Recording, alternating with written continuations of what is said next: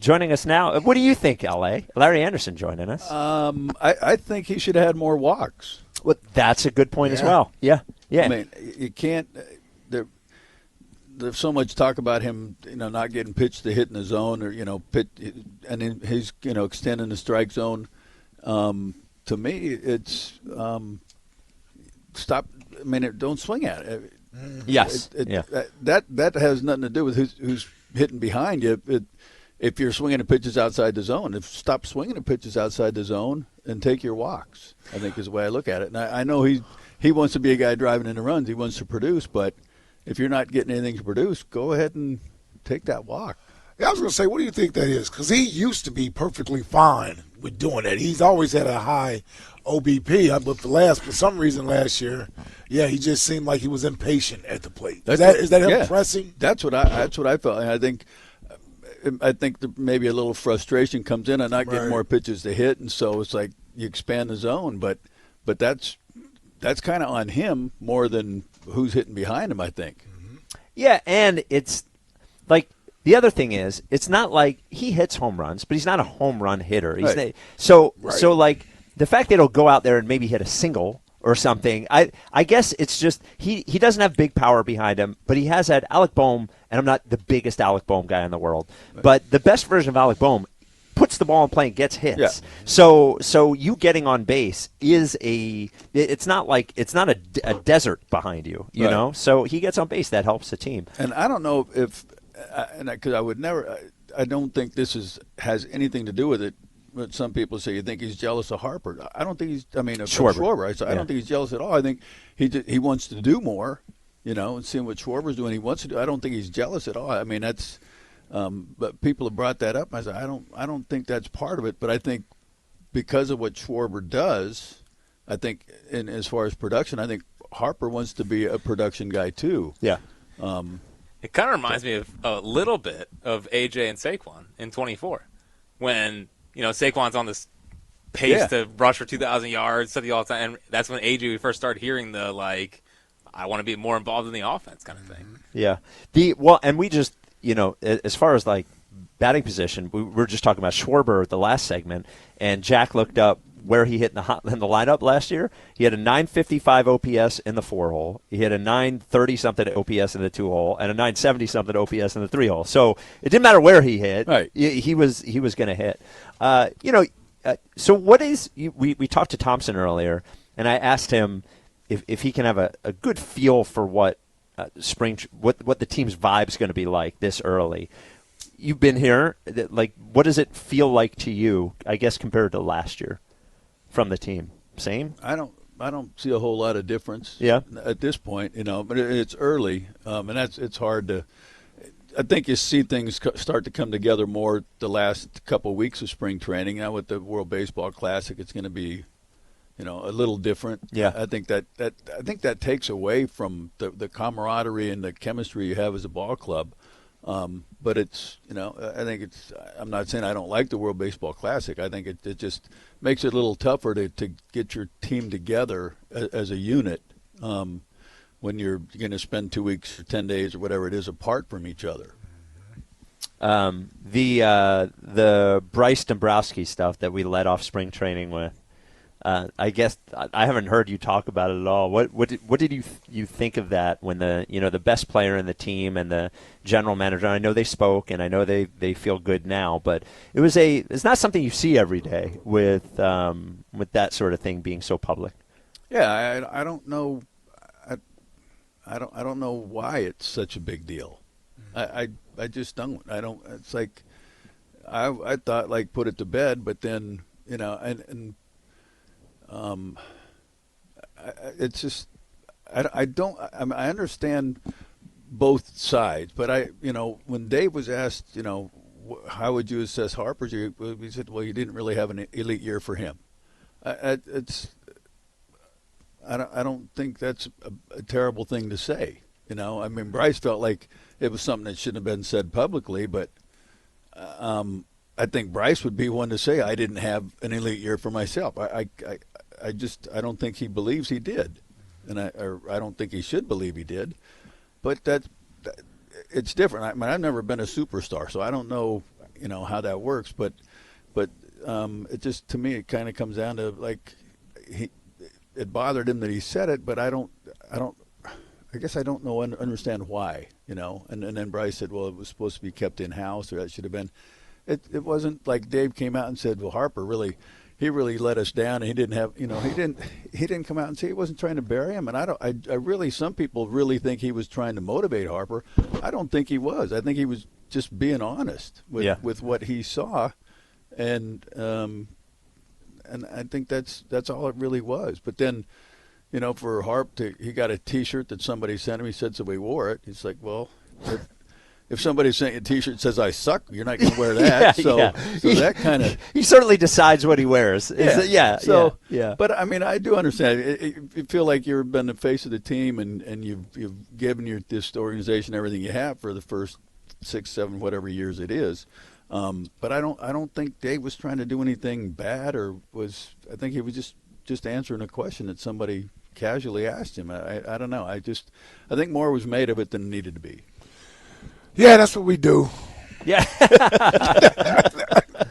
That's what we do. So Painter starts on Sunday. Have you seen him throw it all? What have you thought of what you've seen, if you've seen anything? I watched him today. Yeah? How'd he look? On his bullpen. Phenomenal. Really? Yeah. But the one thing I would say, and I would love to, talk to Caleb about this, the pitching coach, and because he was up there standing there, and while he was like he was a hitter, both left and right-handed, and I mean, Painter threw some cutters or sliders that were just filthy, plus just nice and easy gas. He's got his arm slide up a little more.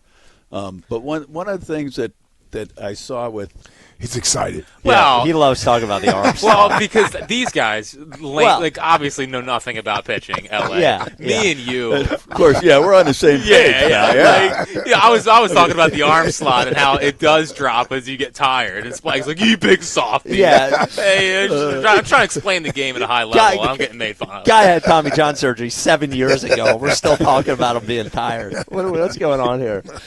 But the one thing, he was right at the end, and it was last pitch or second to last pitch, and I don't know if Caleb or somebody said, where were you throwing that pitch? And he said, away. And when I heard that, I'm like, as a pitcher, and this is something that comes with experience, like 20 feet outside is away, right. 6 inches off the plate is away, the outside corner is away. It's like, don't just say away.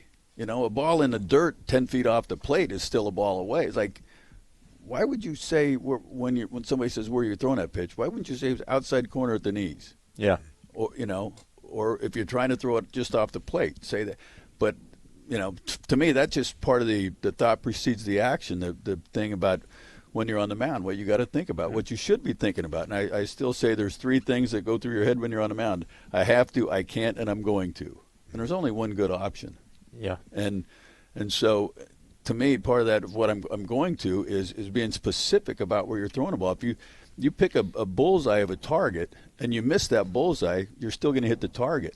But if you use the whole target as your focal point and you miss, then you're in bad areas, or not in the strike zone. So that was just something. But I think that stuff like that comes with experience. But just being specific with where you're throwing the ball, and I think that especially for a young pitcher, that would help a lot. Have you seen Luzardo?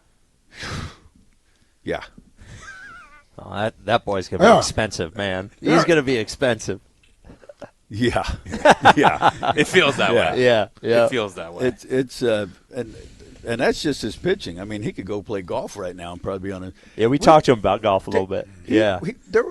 We had our organizational tournament like 10 days or whatever it was a week ago, and there's a short par 4 at Bel Air, and I think it's 278 from the tees we were hitting from. He took out a 2-iron and put it 10 feet from the flag. I was like, who the hell even uses a 2-iron? Exactly. I didn't even know they made those anymore. People on the tour. That's an old school. Yeah, you're exactly right. Yeah, people on the tour use a 2-iron. But what an athlete! I mean, but watching him in the bullpen, and facing hitters, it's electric. Yeah. I mean, it's just nasty. And like I said to him the other day, because we were in the same group, I said, you take away that hiccup, that couple game, 2-3 game starts. Oh yeah. You're talking the Cy Young. I mean, you're in contention for that. that's the kind of arm he has, and so he's not going to be cheap. He still finished 7th in Cy Young last year, which is crazy. Is that what it was? Yeah. Well, and the thing with him is, look, the older I get, I love all the nerd stats. I love it, but there's just a gut feeling you get when you see a guy. And the thing with Luzardo was, I thought he looked great during the regular season mostly, but then the playoffs came along, and it seemed like he leveled up in the playoffs. He got strong as the year went on, and we talked to him a little bit today. Him coming out of the bullpen in that Dodgers game against the top of the Dodgers lineup on no rest, and that is the guy's got stones, man, and that's a spot that's like where legend stuff is made. If they end up winning that series, and I hope he gets through this year healthy and he's able to escape the problems he had. It actually reminds me a little bit, his trajectory. I know it sounds crazy to say, like Zach Wheeler. No, not him. You're pointing at Jack. Zach, not Jack. No, Jack quit in college. Zach Wheeler. 2 years. Zach Wheeler battled injury stuff for the first part, and could never have a full season. But then he got here, and then all of a sudden it all came together. And I hope for his sake, for our sake as a team, that Luzardo, this is the year where he's able to put 2 straight really good years together, because he's going into his prime. He's 28 years old. Yeah. And I think and part of that is, and Zach Wheeler's already there, and I think Luzardo's right there, very close to that, is just the confidence they have in their ability. Yeah. He really trusts his stuff. And how can you not? Yeah. I mean, I was using mirrors and stuff. I was like, I don't trust this stuff. But he's just confident, and for good reason. And that's when you have that, and you go out on that mound and you think you're the best pitcher in baseball and the best pitcher in the game. That's half the battle right there. Well, you sound like you're excited about this team this year, especially the pitching. We know that'll be the strength of the team again. But what do you think their overall sort of benchmark they can reach? What do you think they can do this year? I think they can do a lot. I really do. Offensively, I have I don't know, not concerns. I have maybe a question mark, but but the pitching I have no question about right now. And usually when I make some statement like that, it's usually just the opposite happens. The offense goes up for the whole year and the pitching stinks. So. That'd be surprising. This pitching we didn't even get into the bullpen. We didn't get into that. Rob Thompson said that Brad Keller reminded him of Roger Clemens earlier today. I'm telling you, this guy's got and he doesn't have to use all his stuff.